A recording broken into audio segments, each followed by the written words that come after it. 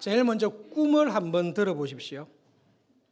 그리고 이 꿈을 듣고 우리가 느부갓네살 왕에게 불려온 꿈을 해석하는 박사다라고 생각을 해서 나는 이 꿈을 어떻게 해석할까 한번 생각을 해보십시오. 다니엘이 해석한 꿈을 알고 있으시더라도 그냥 의식적으로 잊어버리시고 느부갓네살 왕이 꾼 꿈을 들으시고 나는 어떻게 해석을 할까 한번 생각해 보면 좋겠습니다. 이 왕은 꿈을 자주 꾼다 그렇게 오해할 수 있습니다. 그러나 20년 만에 한 번씩 꿈을 꾸기 때문에 꿈을 그렇게 자주 꾸는 왕은 아닙니다. 그리고 꿈은 자기가 꾸고 싶다고 꾸는 게 아니라 하나님께서 이 왕에게 꿈을 주시기 때문에 신이 주신 하나님께서 나에게 이 꿈을 왜 주셨을까? 그런 고민되는 책임 있는 자리에서 꿈을 꾸었습니다. 꿈 내용이 이겁니다. 이번에는 학자들, 박사들 다 불러놓고 꿈을 설명해 줬습니다. 밤에 꿈을 꿨는데 이 땅, 이 세상의 중심에 나무 한 그루가 있더라. 여러분, 이 시대는 지구가 둥글다가 아니라 지구가 평평하다 이렇게 생각하고 있었을 것입니다. 지구가 둥글다라는 것을 발견한 것은 최근이기 때문에 느부갓네살 시대에는 지구가 평평하다, 넓은 땅이다. 그런데 온 세상의 중심에 나무 한 그루가 있습니다. 그 한 그루를 봤는데 나무가 웅장하고 아름답게 계속 크는 것입니다. 어느 정도 컸는가 하면 하늘에까지 닿을 정도로 컸습니다. 그 말은 꿈속에서 보니까 이 나무가 올라가는데 구름을 뚫고 자기 눈에는 이게 하늘까지 닿았다라고 할 정도로 엄청나게 큰 나무가 세상의 중심에 있었습니다. 키만 큰 게 아니라 그 나무가 너무 울창합니다. 잎도 많고 과실도 많습니다. 정말로 멋있고 웅장하고 아름다운 나무를 꿈속에서 보니까 저 땅 끝에서도 그 나무가 보입니다.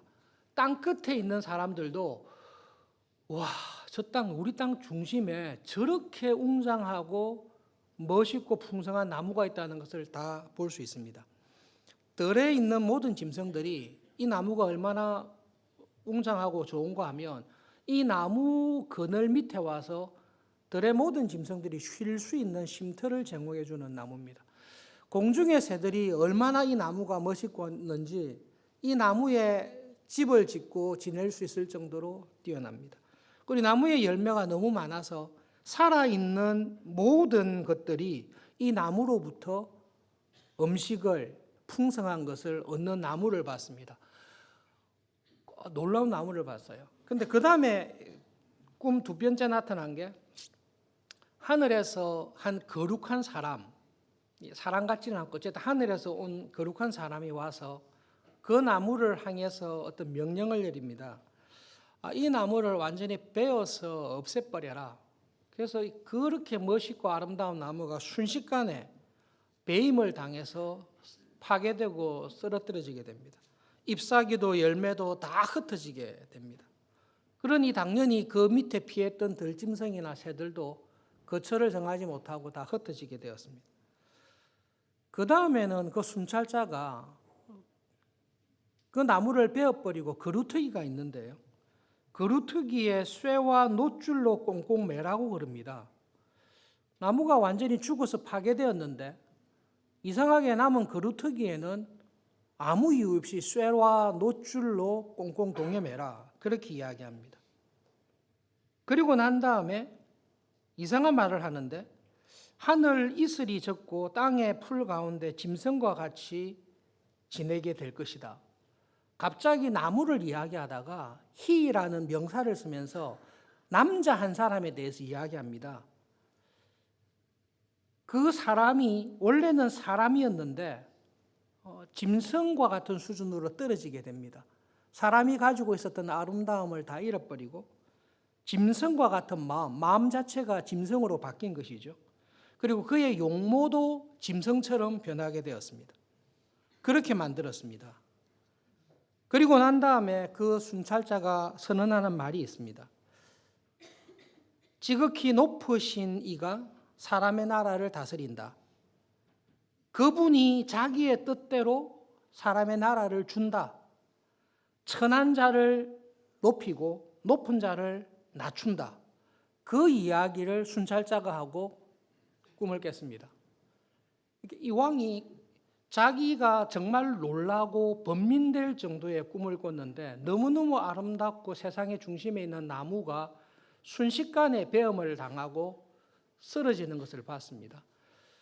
그리고 한 순찰자가 나와서 갑자기 어떤 사람이 제정신을 잃고 짐승과 같은 수준으로 떨어지게 되고 그리고 그 사람을 향해서 하나님께서 다스리신다. 그리고 그것을 알게 될 것이다. 그렇게 말하고 꿈을 깼습니다. 그 이야기를 다 이야기해 줬습니다. 학자들에게 내가 꿈이 이건데 해석을 해달라고 요청을 했습니다. 꿈을 해석하는 박사나 술사들이나 다 들어봤을 때 나름대로 해석하는 것은 분명히 있었을 것입니다. 그런데 왕이 꿈속에 꾼 꿈이 바로 이 뜻입니다라고 확실하게 단언하면서 말할 수 있는 사람은 아무도 없었습니다. 그래서 결국은 다니엘을 불렀는데요. 이때 다니엘은 그런 박사들 가운데 우두머리 대장이었다라고 이야기를 하고 있습니다. 다니엘에게 그 이야기를 다 해줬어요. 듣는 순간에 다니엘이 하나님께서 느부갓네살에게 주신 꿈을 듣는 순간에 이 꿈을 통해 왕에게 하시는 말씀이 무엇인지를 다니엘은 그대로 그냥 이해해버립니다.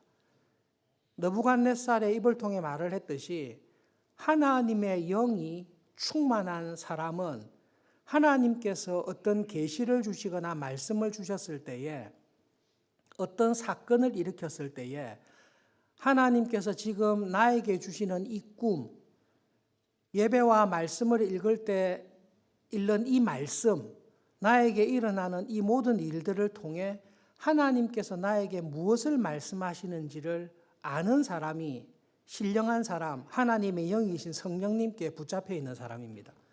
다니엘은 하나님의 영이신 성령님이 그 안에 충만하게 거해 있습니다.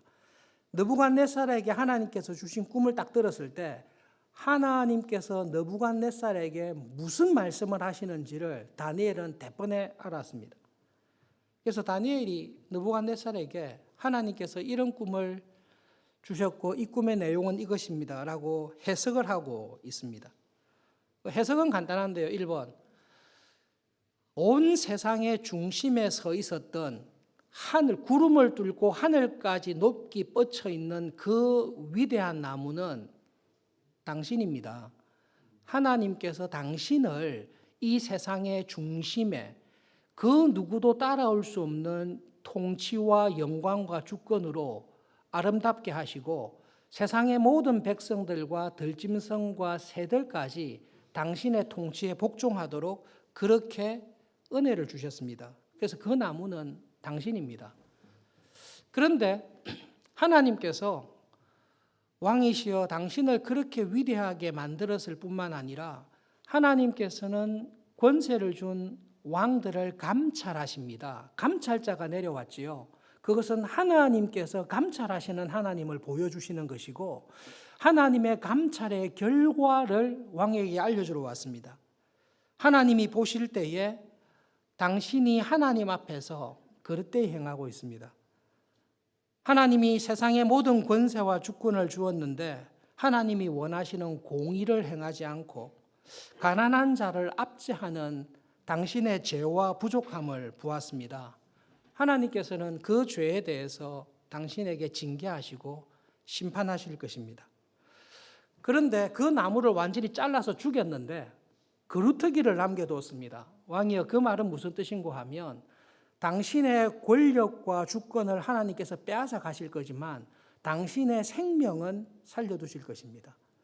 당신이 하나님이 정한 기간 동안 사람의 마음을 잊어버리고 사람의 아름다움과 영화를 잃어버리고 짐승처럼 지내게 되는 징계를 받을 것입니다.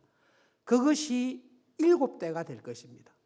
7대가 지나고 난 이후에 그 순찰자가 한 말을 기억하시죠? 아, 내가 세상의 중심에 있는 것이 아니라 세상의 중심에 나를 두신 분이 하나님이시구나. 하나님께서 나를 이곳에 두셨는데 내가 내 소견에 좋을 대로 마음대로 행해서 하나님께서 나를 심판하시고 징계하셨구나를 당신이 깨닫게 될 것입니다. 그때에 하나님께서 왕을 다시 회복시켜 주실 것입니다. 그러면서 왕에게 했던 말씀이 이것입니다.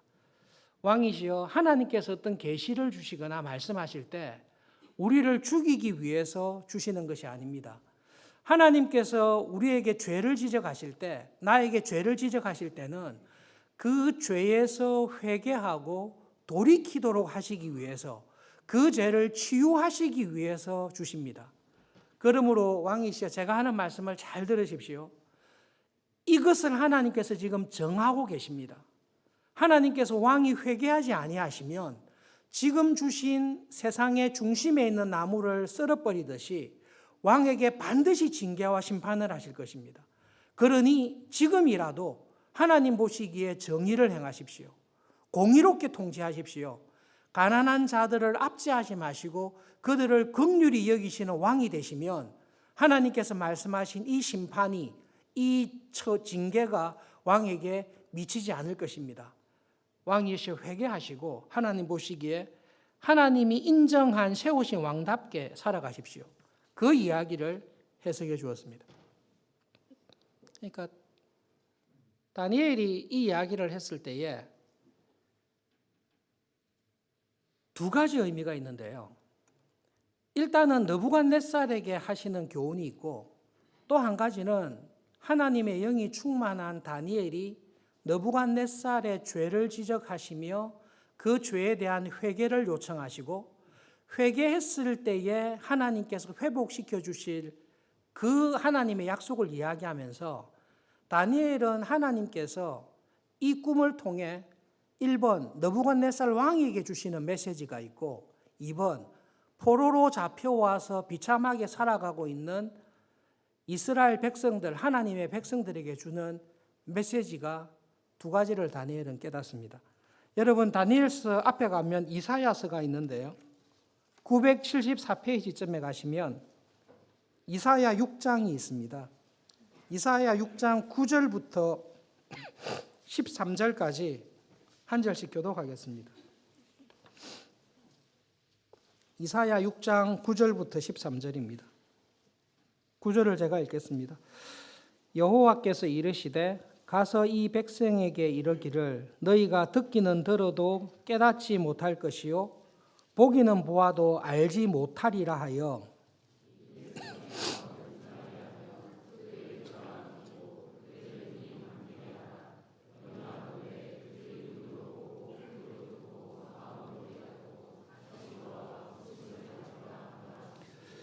내가 이르되 주여 어느 때까지니까 하였더니 주께서 대답하시되 성읍들은 황폐하여 주민이 없으며 가옥들에는 사람이 없고 이 토지는 황폐하게 되며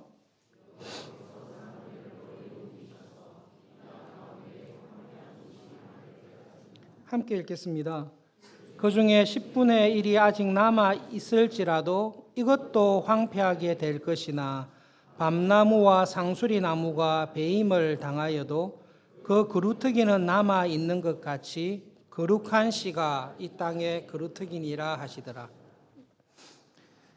느부갓네살이 하나님 앞에서 범한 죄하고 이사야 6장에서 하나님의 백성들, 바벨론의 포로로 잡혀와 있는 다니엘과 하나님의 백성들이 범했던 죄는 똑같습니다.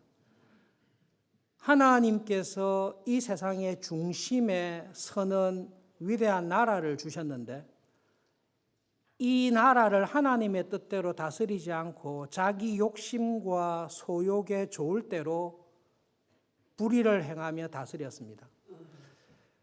그런 느부갓네살의 죄를 지적하셨는데도 느부갓네살이 회개하지 않습니다. 다니엘은 이 모든 것을 다 경험하고 난 이후에 다니엘서를 쓰고 있습니다. 분명히 하나님께서 그렇게 하면 안 된다라고 경고하셨음에도 불구하고 죄를 계속 범하여 하나님의 징계를 받았습니다. 7대를 지나고 난 이후에 하나님의 은혜 가운데 자기의 죄를 깨달았습니다. 하나님 보시기에 느부갓네살은 바벨론은 요한계시록에도 나오지만 하나님의 나라를 무너뜨리고 멸망시킨 하나님의 임재하시는 성전을 파괴한 적 그리스도 가운데 가장 대표적인, 쉽게 이야기하면 가장 용서받기 어려운 죄인 가운데 한 사람이 느부갓네살입니다. 그런데 놀랍게도 하나님의 성전을 파괴하고 하나님의 백성들을 무참하게 죽이고 하나님의 나라를 황폐하게 했던 그 이방의 왕도 하나님 앞에서 돌이키고 회개할 때에 하나님께서는 놀라운 약속을 하시는데, 네가 나를 인정하고 너의 죄에서 돌이켜 나를 찾을 때 그때 내가 너를 용서하겠다. 그리고 너를 다시 회복시켜 주겠다라는 메시지를 다니엘이 듣습니다. 그 말을 들었을 때에 그 마음 중심에 항상 하나님의 나라를 생각하고 하나님 나라의 회복을 기대하고 예레미야의 예언을 통해 하나님의 성전이 다시 회복될 것을 평생 간구하며 살아가는 다니엘의 마음속에는 이런 느부갓네살 왕과 같은 사람의 죄도 회개하고 용서해 주시는 하나님이시라면 하나님의 말씀을 그렇게 듣지 않고 듣기는 들어도 깨닫지 못하고 보기는 보아도 보지 아니하고 우리 소견에 좋을 대로 살아가는 우리들, 하나님께서 아시리아와 바벨론을 통해서 철저하게 멸망시킬 수밖에 없었던 그 죄를 범한 우리들, 그 죄의 결과 바벨론에서 비참하게 노예로 이방인으로 살아가는 우리들이 하나님 앞에서 우리의 옷을 찢고 마음을 찢고 하나님의 긍휼과 은혜를 구한다면 하나님께서는 그루터기와 같은 느부갓네살이 회개할 때 회복시켜 주셨듯이 우리가 하나님의 이름 앞에 회개할 때 우리의 죄를 용서하시고 우리를 회복시켜 주실 것이라는 하나님에 대한 믿음과 소망이 다니엘의 마음속에 분명히 들어가 있습니다. 솔로몬이 성전을 건축하고 난 다음에 성전을 향해, 성전에 임재하신 하나님을 향해 기도한 내용이 있습니다. 하나님, 우리가 범죄하여 하나님의 진노를 받아 나무가 잘리듯이 우리가 하나님의 진노로 인하여 모든 것이 다 죽고 이방 땅에 흩어졌을 때라도 하나님 그곳에서라도 회개하면 하나님 우리의 기도를 들으시고 우리의 회개를 들으시고 회복시켜 주십시오. 그것이 성전을 건축한 이후에 솔로몬이 하나님께 드렸던 기도이고 하나님께서는 그 기도를 들으십니다. 결론적으로 꿈에 대한 해석에서 다니엘은 왕에게 그리고 포로로 잡혀와 있는 하나님의 백성들에게, 하나님의 백성으로 살아가는 우리들에게 하나님께서 주시는 분명한 메시지를 전해주십니다. 1번, 세상의 중심의 자리에 너를 둔 것은 하나님이시다. 하나님은 그런 지위와 명예를 주셨을 뿐만 아니라 하나님께 받은 생명과 모든 축복을 가지고 살아가는 우리들이 어떻게 살아가는지를 하나님은 감찰하시는 분이시다. 하나님은 우리의 일거수일투족을 감찰하시고 우리 마음의 생각과 계획을 감찰하시는 분이시다.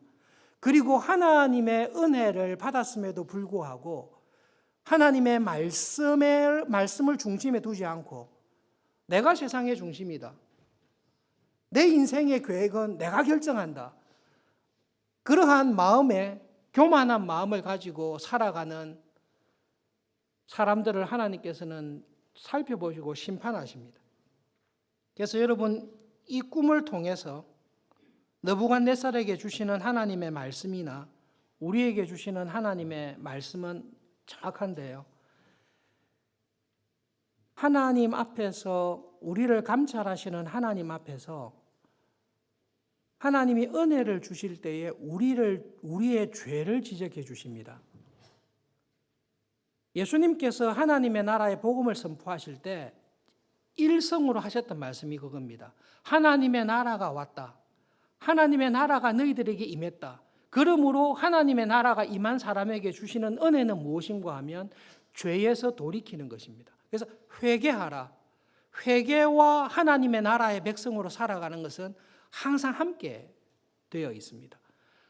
종교개혁의 시작도 예수님께서 회개하라 천국이 가까워왔다라고 말씀하셨을 때 회개는 예수님을 믿고 난 이후에 하나님 나라에 갈 때까지 우리의 모든 삶이 회개의 삶이 되어야 할 것을 주님께서 말씀하신 것입니다.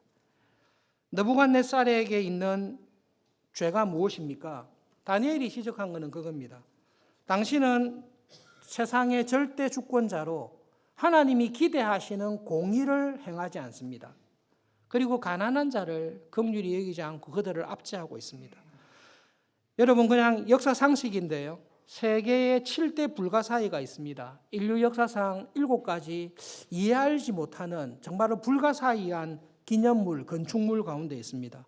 느부갓네살과 관련해서 세계 7대 불가사의가 공중에 달려있는 공중정원이라는 것이 있습니다. 행인 가든인데요. 지금은 없습니다. 바벨론 그 평지에서 메데라는 산악지 지역에서 온 자기의 아내가 있습니다. 아내가 황량한 벌판과 같은 그곳에서 산악지대의 수풀과 아름다운 꽃들과 나무가 있는 고향을 너무 그리워해서 느부갓네살이 그 아내를 위해 공중에 정원을 만들어 버린 것입니다. 어떻게 만들었는지 알 수 없지만 그것을 본 사람들의 기록을 볼 때에 정말로 신기하다. 어떻게 정원을 저런 공중에 만들어 놨나. 느부갓네살이 자기의 아내를 기쁘게 하기 위해 공중 정원을 건설하기 위해 전설적인 바벨 성을 건설하기 위해서 바벨론의 성을 건설하기 위해서 가난한 자들을 긍휼히 여기지 않고 착취했습니다. 하나님께서 그 죄를 느부갓네살에게 물으십니다. 그러나 이 공의를 행하지 않고 가난한 자를 긍휼히 여기지 아니하는 이런 죄들을 범하게 된 더 뿌리가 되는 죄가 있습니다. 그 뿌리가 되는 죄는 나무를 통해 나타납니다. 세상의 중심에 누가 서 있습니까? 내 인생의 중심에 누가 서 있습니까? 내가 서 있습니다. 내가 내 인생의 중심입니다. 나의 모든 계획과 나의 모든 뜻을 결정하는 것은 냅니다. 내 위에는 다른 것이 없습니다. 그것이 느부갓네살이 범하고 있는 죄의 가장 근본입니다. 여러분, 죄 가운데 가장 심각하고 가장 뿌리가 되는 죄가 있습니다. 그 죄가 지금 느부갓네살이 짓고 있는 죄입니다. 여러분, 교회의 역사를 통해서 우리나라 말로 쉽게 번역하면 7거지약인데요.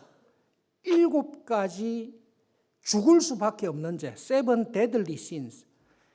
이렇게 교회 전통 가운데 좀 죄를 이런 식으로 나눈 적이 있습니다.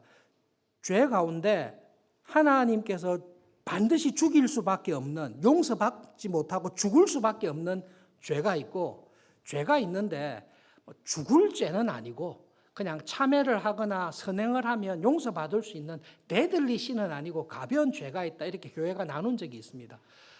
사실 그거는 맞지 않습니다. 하나님 앞에 죽을 죄나 가벼운 죄나 다 죽을 죄입니다. 이 7가지 가장 심각한 죄의 목록을 보시면 조금 의외인데요. 하나님 앞에서 결코 용서받지 못하고 죽을 수밖에 없는 죄 가운데 들어가는 게 시기심입니다. 살인 이런 거 아닙니다. 그냥 시기심입니다. 그 다음에 분노입니다. 그리고 하나님께서 결코 용서할 수 없는 죽을 수밖에 없는 죄 가운데 뜻밖에도 나태함이 있습니다. 탐욕이 있습니다. 탐심이 있습니다. 정욕이 있습니다. 각각의 죄마다 타이틀이 있습니다. 정욕에 불타는 사람, 정욕의 죄는 타는 갈증에 마시는 바닷물과 같습니다. 이게 정욕입니다. 목이 말라서 탈 것 같은데요. 이 목마른 갈증을 바닷물로 해결하려고 하는 것이 정욕입니다. 그러나 이 모든 죄보다 가장 이 모든 죄의 뿌리가 되는 C.S. 루이스라는 사람이 참 재밌는 표현을 했는데요. 이 죄에 비하면 다른 모든 죄들은 벼룩에 물린 자국과 같다라고 생각할 수 있는 가장 뿌리가 되는 죄가 무엇인가 하면 교만입니다. 그리고 교만의 다른 이름은 무별 위에 있는 보좌입니다. 세상에 하늘에 많은 별들이 있습니다. 그 모든 별들 위에 보좌가 있습니다. 그 보좌에 누가 앉아 있는가 하면 내가 앉아 있습니다. 하나님이 앉아 계신 게 아니라 내가 그 보좌에 앉아 있습니다. 그리고 그 보좌에 내 위에는 아무도 없습니다. 이 죄가 모든 죄를 다 파생시킵니다. 이 죄가 아담과 하와가 타락하게 했던 죄고, 이 죄가 하나님께서 창조하셨던 뛰어난 천사였던 루시퍼를 사탄으로 타락하게 했던 죄가 이 교만입니다. 교만의 핵심은 이겁니다. 내가 왜 하나님 말을 들어야 되지? 이거는 내 뜻하고 다른데 내가 왜 하나님 말을 들어야 되지? 사탄이 하는 말이 더 맞는 것 같은데 나는 사탄이 하는 말이 더 맞는 것 같아요. 이것이 무엇이 선이고 악인지를 내가 결정하지 왜 하나님이 결정해요? 이게 교만입니다. 이 교만이라는 죄가 모든 것을 파생하는데 이 교만은 무엇으로 나타나는가 하면 하나님의 말씀에 경청하지 아니하는 것으로 나타납니다. 우리는 교만을 생각할 때에 교회 안에 참 이게 말씀을 정확하게 이해하면 좋은데 교만을 오해해서 교회 안에 교만에 대해 잘못한 생각을 하는 사람이 있습니다. 겸손한 사람은 무조건 자기를 낮추는 것을 겸손이라고 생각하고 자기를 자랑하거나 높이는 것은 다 교만이라고 생각합니다. 여러분 자기를 낮추는 것, 자기를 높이는 것 생각해 보십시오.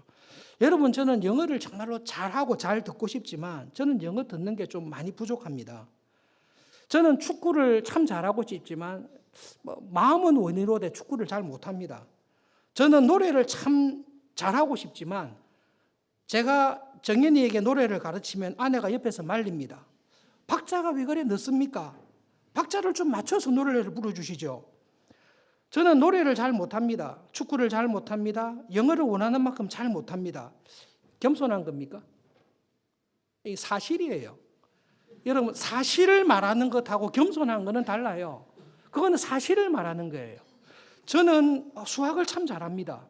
저는 탁구를 참 잘 칩니다. 저는 노래를 잘합니다. 교만한 것입니까? 그건 사실을 말하는 거예요. 노래를 잘하고 좋아하니까 찬양대에서 봉사하는 것이고 운동을 잘하니까 국가대표가 되는 것이고 그건 사실을 말하는 것입니다. 교만과 겸손을 사람들이 나를 어떻게 보는가를 따라서 결정하는 것은 아닙니다. 교만한지 겸손한지는 그 사람이 하나님과 어떠한 관계를 하나님 앞에서 어떤 태도를 취하는가에 따라서 교만과 겸손이 나누어집니다. 성경은 그것을 교만이라고 하고 그것을 겸손이라고 말을 합니다. 교만한 사람은 무별 위에 한 보좌를 뒀는데 그 보좌에 내가 앉아 있는 사람이 교만한 사람입니다. 그 자리에 내가 앉아 있는 사람은 교만한 사람의 특징은 하나님의 말씀을 듣지 않습니다. 하나님의 말씀을 들어도 깨닫지를 못합니다.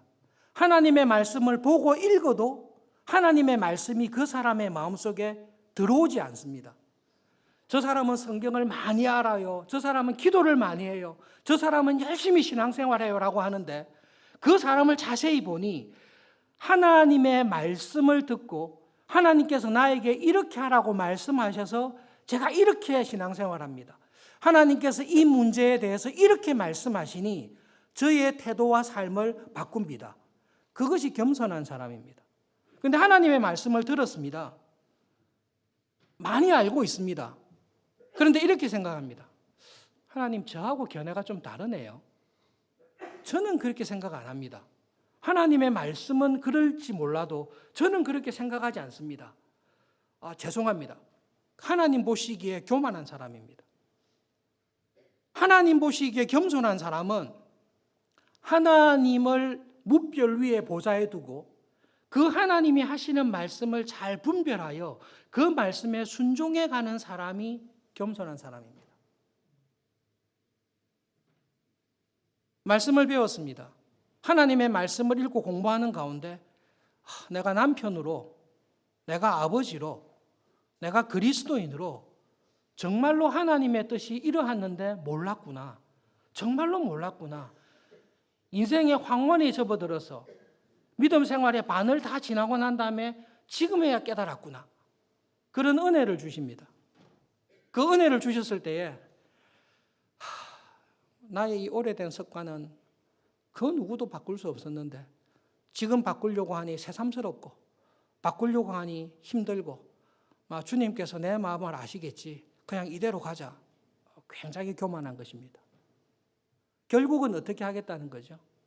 나의 소견과 나의 습관과 내 생각대로 살아가겠으니 하나님께서 뭐라고 말씀하시든지 간에 저는 안 듣겠습니다. 듣는 신용은 내겠습니다마는 제가 그 말씀에 순종하지는 않겠습니다. 그냥 이렇게 사시죠. 하나님 그냥 그렇게 살기로 했습니다. 하나님 그 자리에 계세요. 그리고 보좌에는 내가 앉아서 결정하겠습니다. 하나님의 말을 들을지 안 들을지를 내가 결정하겠으니 하나님 그렇게 하세요. 그게 교만입니다. 하나님께서 찾으시는 겸손한 사람은 우리에게 주신 모든 기관 가운데 겸손한 사람에게 있는 제일 중요한 기관은 하나님의 뜻을 듣고 배우는 귀입니다. 귀가 열려 있어야 됩니다.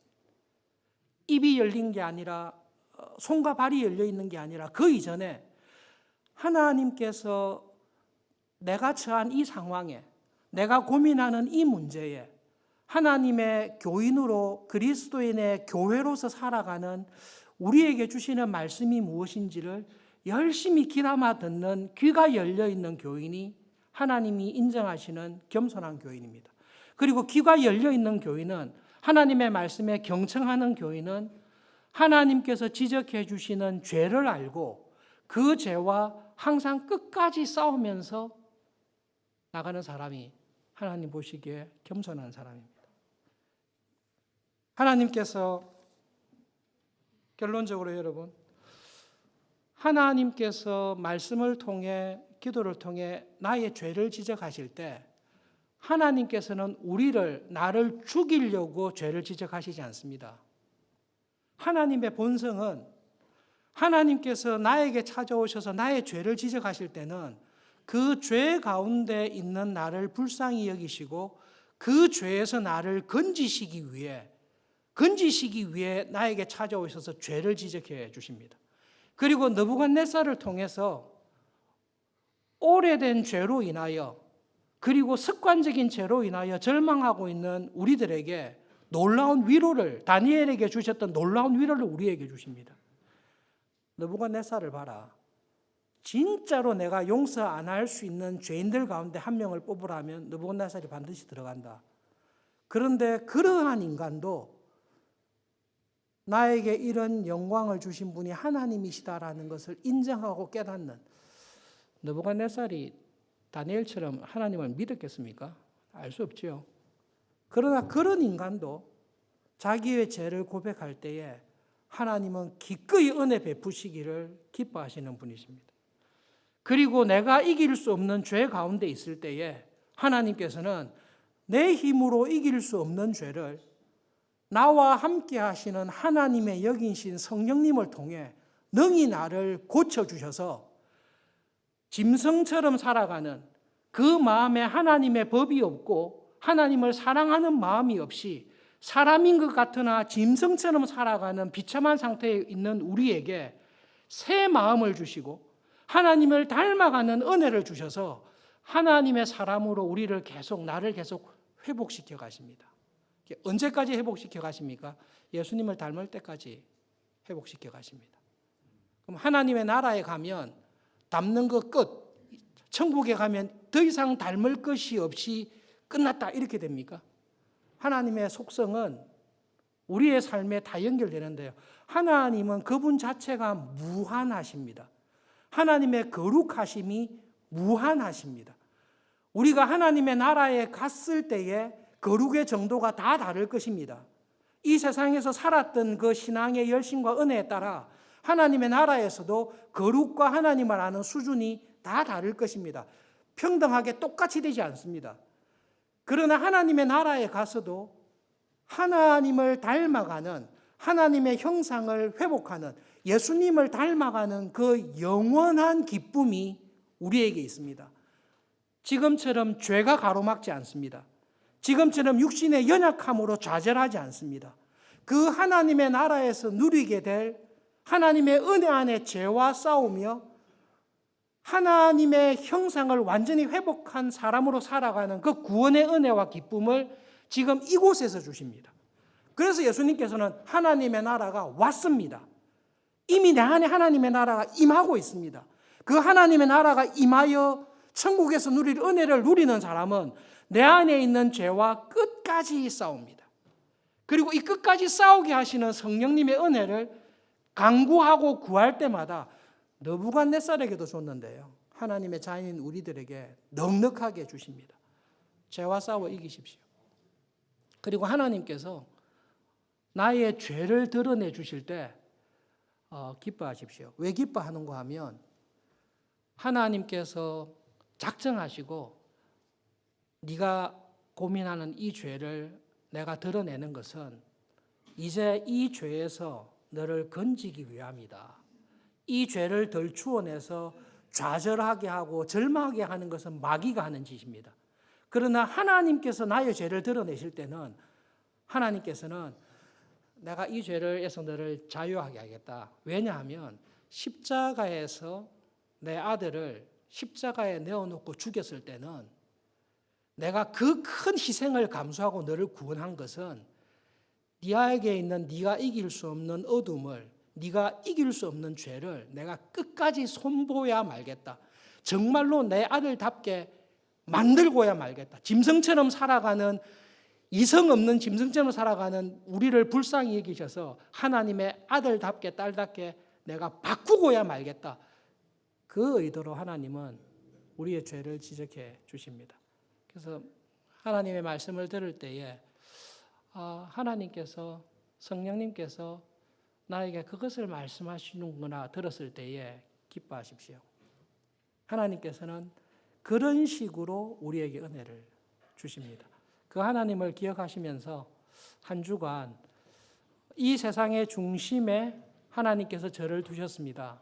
그런데 저를 여기 두신 분이 하나님이십니다.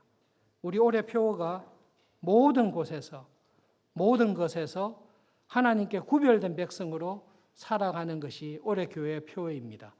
이것을 할 수 있는 제일 중요한 일이 어디 있습니까? 내 귀를 하나님의 말씀에 여는 것입니다. 기도하겠습니다. 하나님, 하나님께서는 저희 각 사람을 십자가의 희생과 은혜를 통해 구원하시고 하나님의 자녀로 살아갈 수 있는 축복과 특권을 주셨습니다. 또한 하나님께서는 우리에게 주신 그 구원을 풍성하게 경험하게 하시기 위해 주야로 저희들의 삶을, 저희들의 마음을 감찰하시는 하나님이신 것을 기억하며 감사합니다. 하나님 아버지, 우리를 감찰하여 주십시오.